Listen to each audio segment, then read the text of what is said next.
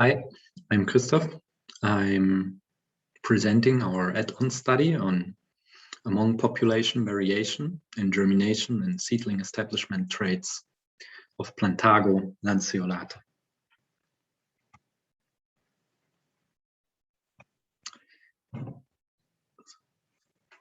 So seeds are fascinating things.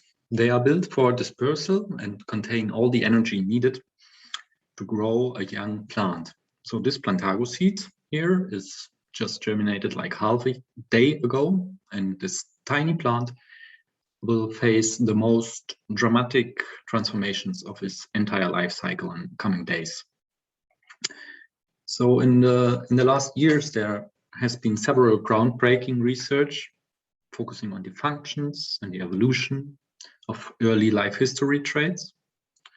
Overall, they conclude that ecologists study germination and seedling establishment like forever, but we still have large knowledge gaps about these fundamental processes in the life of plants. And this is really surprising, given that we all know that the majority of seedlings, like this small Plantago guy here on the left, they die within the first days of life, making seedling establishment the main bottleneck in the life cycle of plants.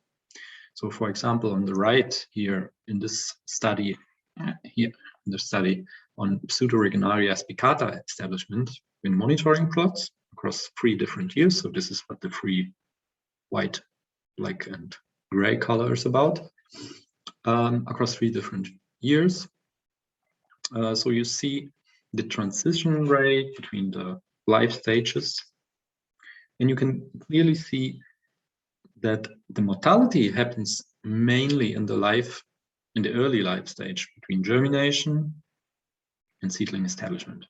So seedling establishment is apparently a period of acute vulnerability for seedlings where we know that they face multiple impediments to survival. Okay, so the current research agendas, they suggest studying trait functional networks for seed traits here, germination traits, and also seedling establishment traits. Further studies already investigated the seed ecological spectrum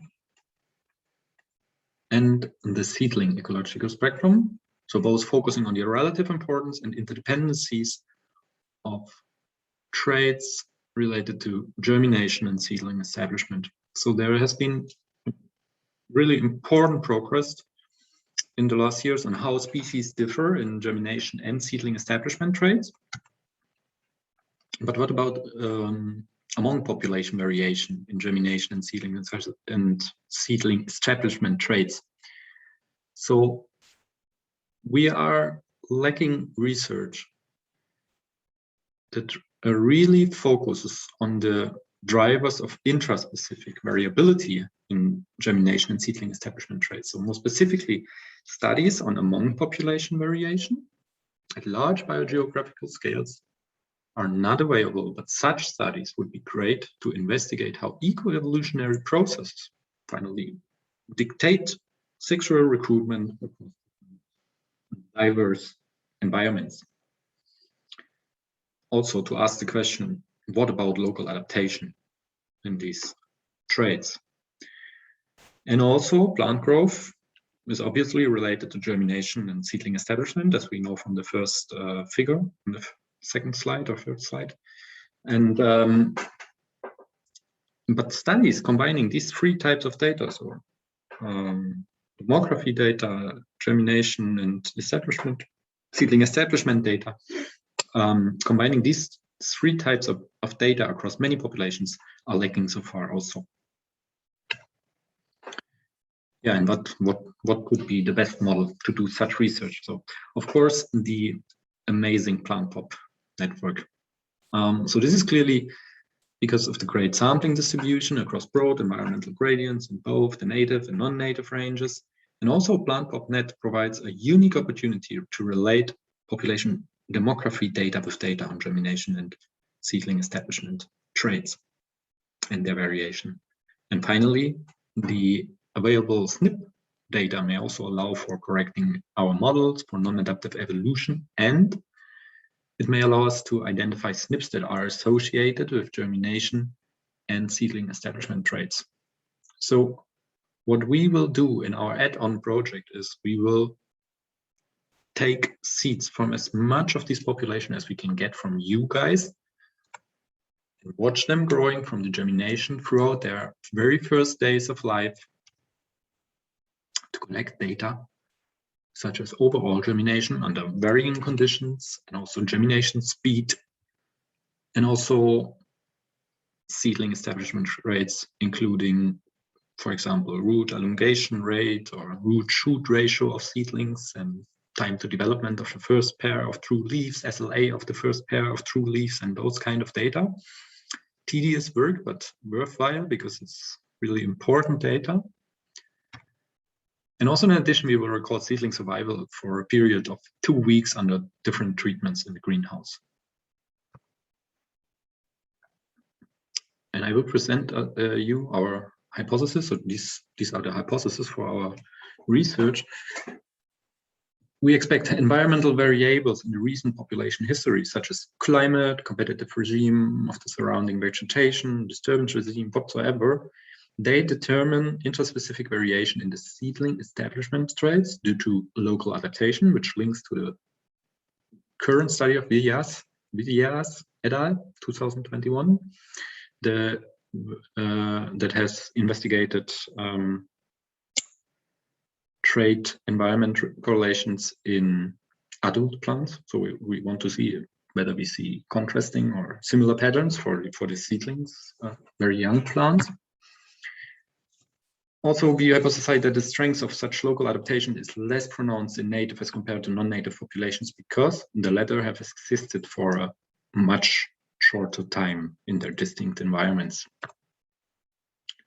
We also expect that there will be systematic differences between native and non-native populations in seedling establishment traits due to rapid evolution in the non-native ranges. So, for example, altered RK selection regimes between the ranges could be a reason. And seedling establishment traits predict population growth across broad environmental gradients, which is obviously a link to the core data. Moreover, seedling establishment traits are negatively correlated with clonal reproduction success due to trade-offs in selection for sexual versus asexual reproduction, which links to the current clonality add-on project from Javi Puy et al. And genomic regions that are associated with environmental gradients in the population history are also associated with among population variation in seedling establishment traits. So we will do genotype environment association analysis, which links to the data of Smith et al. So you see there are many exciting hypotheses. There are also many other exciting hypotheses you can do with this kind of data and in this nice PlantPop net framework. This is who we are. So on the left, you can see Sabrina. Sabrina is a plant ecologist focusing on landscape genomics and conservation genomic topics. Isabel on the right is a plant ecologist, and she has a profound expertise on among population variation in germination studies. Mandy, she is a plant ecophysiologist with strong interest in incorporating traits of very young seedlings into the plant functional trait frameworks. And Javi, I think everyone knows, so Javi is a plant functional ecologist with expertise on ecological epigenetics and the ecological consequences, and also on intraspecific trait variation and phenotypic plasticity. And I am a population ecologist with expertise on local adaptation in the meaning of studying drivers of among population variation and specifically rapid evolution. And my face, my face you can see here on the webcam. Okay, that's it. Please join our exciting journey. Check out the uploaded protocol. You will see it's just another 30 minutes of your life in the field during the annual census, and your support is indeed of such a great importance for our research. So we would be more than happy to have you in the boat for our research. Finally, the refs. And yeah, have a great workshop. Thanks a lot for watching the video. Bye-bye.